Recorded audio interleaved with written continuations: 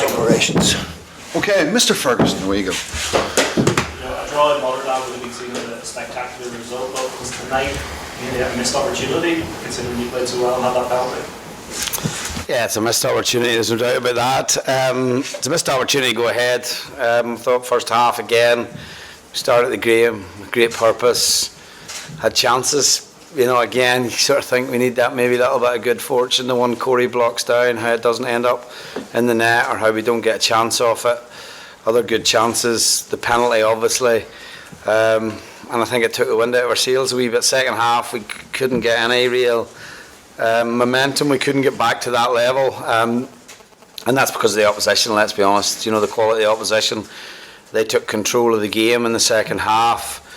They didn't really threaten that often, I didn't think, in terms necessarily. It wasn't like we had, you know, whilst we were under pressure, we limited them to creating too many chances. But the biggest frustration was in the second half, we couldn't get up to the ball, we couldn't get up to and get enough territory in their half of the pitch to try and create something. And we did everything in terms of personnel and changing personnel to try and keep as much energy on the pitch and bring energy onto the pitch as well. But ultimately, you know, we weren't able to really affect the game in the way we want it in the second half. For a player who was given so much to Northern Ireland, you know, you must feel for Stephen. Of course I do. You know, it was you know, it was a big moment for him as well, and he knows that. You can sense his disappointment. I thought he showed again what he's all about in terms of his character, in terms of how he tried to continue to drive the team on. You know, it's not easy at 35 years of age to play in the middle of the pitch against players who are much younger than you, and he showed all his character and all his energy to try and, you know, get up to the ball and give us that little bit of territory momentum that we craved. But yeah, like the circumstances around the penalty were poor. I thought it could have been handled better by the referee. You know, the goalkeeper has no need to walk off the line. I've no why he allowed him to do that.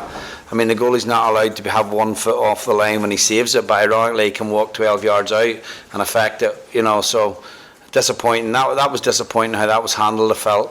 And but equally, you know, we always talked about these games at home against Germany and Holland, and we'd love to have played it 1-0 up.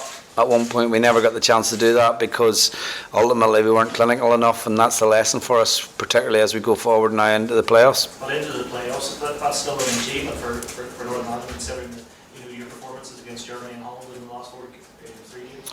Yeah, it's an achievement. I think it's an achievement when you look around the groups in Europe and find the one that we were in. But equally, you know, if you look at us, our group, for example, you know, Belarus are in the playoff, they're guaranteed that.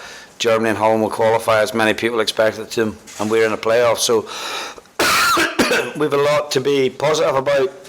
And the good thing about these games is that whoever we play in the playoff will not be of the level of Germany or Holland. So we can take a lot from that. Maybe, I mean, you used the word frustration. There was a slight anticlimactic feeling actually at the end. But does that just recognise how far this team has come? That we played Holland, and that's like a feeling sense. Yeah, I think so. You know, I think it's. There was that feeling, and you know, I felt a lot of frustration myself in the last 10 minutes because I wanted us to be able to play more on the front foot. And I felt we should. The one thing I would say, like, you know, we should have been braver at times in the game. We should have possibly, you know, had more composure at times in the second half, and it maybe would have given us the opportunity. But in saying that, you know, that again, the opposition play a big part in that, how they press and that as well. So. Yeah, look, at the end of the day, we're disappointed. We have a lot to take from the game, and that's pretty much, there's not much else I can say, to be honest.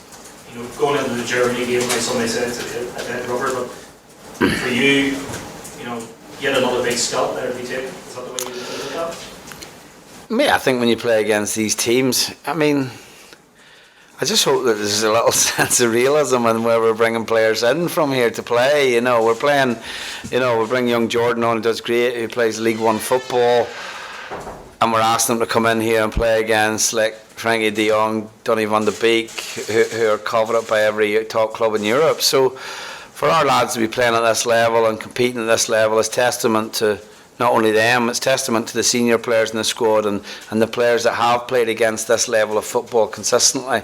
And if you look at our team tonight, you know, really, in terms of club football, we only really have 3 players that have played at that type of level and on a consistent basis throughout their career. So, you know, I think the players deserve enormous credit. And as I say, these games will make them hopefully have belief for the games in March. Michael, the crowd's singing your name for the last 5 minutes, even a nil-nil draw was maybe a little bit frustrating. You did have a moment at the end where you came on and sort of gave a little bit of a farewell.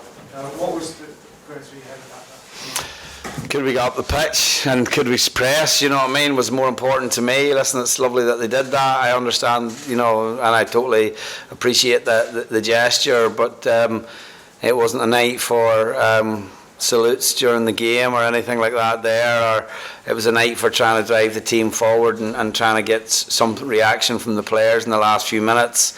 And, you know, hopefully, as I say, I recognise that at the end of the game in terms of applauding them, because they've been a massive part of what we've done here. You know, I think this stadium used to be a place where at times players and fans dreaded coming, and you know, performances showed that. Now we have, you know, a great atmosphere here in the stadium. The redevelopment of the stadium has been a big factor in that, in terms of the atmosphere. But what we also have is a group of players that love playing here, and a really strong bond between the supporters and the players, and that's important.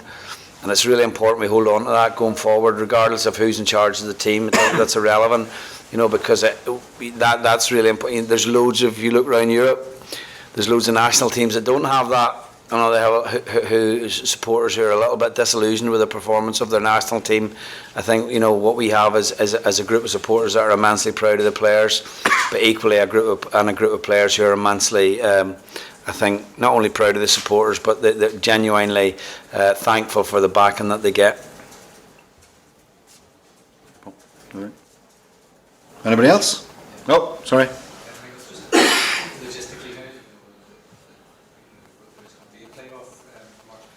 We thought about how that's going to factor in, you know, how you're going to do that with the Stoke job, but at the same time, around that. Dead easy. We're going to turn up on a Sunday and play on a Thursday.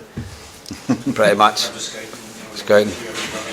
I can pick my squad now. I'll name it tomorrow if you want. Listen, there's not 40 players out there that we're not picking, so I could. I mean, like your opponents. Oh, we'll be able to do that. Yeah, that's not a problem. Well, the opponents don't play between now and then. They've already played, so we don't, like, we're not going to go and watch individual players playing for their clubs. So the work we do in the opponent, we'll have that well in advance. So it's not a case of, you know, as I've said many times, like in this job, I could watch 40 games or watch 2 games, and pretty much my squad will be 99% the same. So, you know, I think people are making a lot out of this situation, which really doesn't exist. And to be honest, I think no one's better to judge this than me, because I actually do the job. And the reality of the situation is, the alternative to put a coach in a playoff situation with 3 days preparation wouldn't be fair to the players. It wouldn't be fair to the association, given what's at stake. And it obviously wouldn't be fair to the coach to go and prepare. So, you know, we know our team, we know our best team. We've 1 or 2 players to come back in, Connor Washington and Jordan Jones. But the squad picks itself other than that. Okay. Hope enough. Cheers. Okay.